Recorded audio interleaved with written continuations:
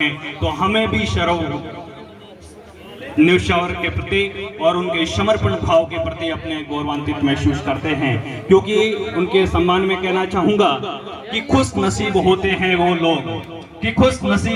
वो लोग जो वतन पर मिट जाते हैं और मरकर भी वो लोग अमर हो जाते हैं। करता हूं उन्हें सलाम, ए वतन पे मिटने वालों, तुम्हारी हर सांस में तिरंगे का नसीब बसता है, तुम्हारी हर सांस में तिरंगे का नसीब बसता है। तो मैं चाहूंगा उस भारत माँ के तिरंगे के लिए भी जोरदार तालियों से सम्मान और अभिवादन करता हूं,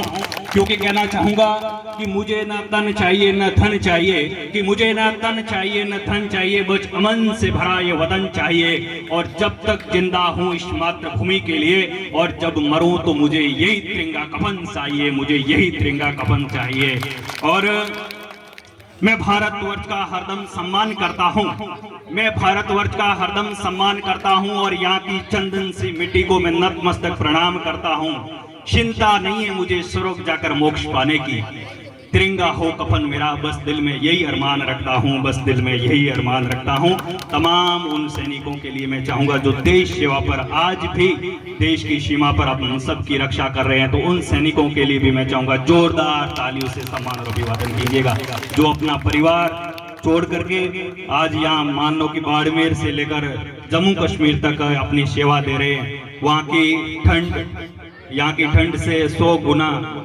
माइनस की डिग्री में वहाँ का तापमान, और उसके अंदर देश सेवा, वास्तव के अंदर उनके संघर्ष और उनके देशभक्ति के जज्बे को हम सब अपने शब्दों के माध्यम से भी बयां नहीं कर सकते। ऐसा ही समर्पण भाव उन सैनिकों के प्रति है। तो मैं चाहूंगा हम सबका प्रमुख कर्तव्य बनता है कि देश के सैनिक जहां पर भी अपने को दिखे उनको नतमस्तक होकर प्रणाम करें, उनका इस प्रकार से हौसला बढ़ाएं कि आप देश सेवा के अंदर जो सैनिक हो, हम भी देश सेवा के अंदर सदैव तत्पर तैयार रहते हैं। और उनके मजबूती के साथ में सैनिकों का सम्मान बहुमान के लिए मैं चाहूंगा जोरदार तालियों से पुनः भी सम्मान और अभिवादन कीजिएगा, क्योंकि जब वो भारत माँ की सेवा के लिए अपने घर से विदा होते हैं, अपने परिवार को छोड़कर निकलना, हम मजदूरी पर जाते हैं या अपनी सेवा करने के लिए नौकरी पर जाते हैं, परिवार को जब घर को छोड़ करके पीछे की मुड़ कर देखते हैं तो हम भी भाव विभोर हो जाते हैं। भले ही महीने के लिए 2 महीने के लिए बाहर जाते हैं, लेकिन वो सैनिक कभी 12 महीना आगमन होता है कि नहीं होता है, 5-5 साल तक वो जो बुजुर्ग जन सेवा दे रहे थे उनकी कहानी को कभी सुनना, उन्होंने वो भी बताते हैं कि हम 10-10 साल तक घर नहीं मिलने को तरसते थे, घर का परिवार तरसता रहता था। उनका भी जो संघर्ष था वास्तव में काबिले तारीफ था। और जब ये भारत माँ की सेवा के लिए घर से निकलते हैं तो संदेश मन में यही निकलते हैं, भारत माँ को कहते हैं कि हे भारत माँ, मैं किसी गजरे की खुशबू को महकता छोड़ के आया हूँ, कि भारत माँ मैं किसी गजरे की खुशबू को महकता छोड़ के आया हूँ, और मेरे घर पर छोटी सी चिड़िया है, मैं उसको शहकता छोड़ के आया हूँ, और तुम मुझे अपने सीने से लगा लेना ए भारत माँ, क्योंकि मैं अपनी माँ की बाहों को तरसते छोड़ के आया हूँ, छोड़कर आया हूँ। इस प्रकार से सैनिक जब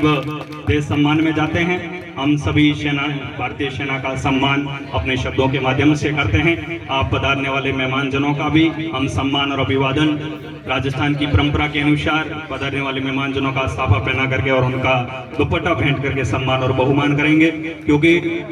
राजस्थान में कहावत है कि साजन आयो हे शकी की मनवार करूं, थाल भरूं गज मोतियार, ऊपर नैन धरूं। इन प्रकार मेहमान जनों का स्वागत और सम्मान में बीच आज अपने कार्यक्रम रहे ऐतिहासिक तौर पर, और शहीद दीपाराम जी की रेजिमेंट से अपने बीच में अतिथि के तौर पर पधारे सूबेदार श्री नरेंद्र कुमार जी के लिए मैं चाहूंगा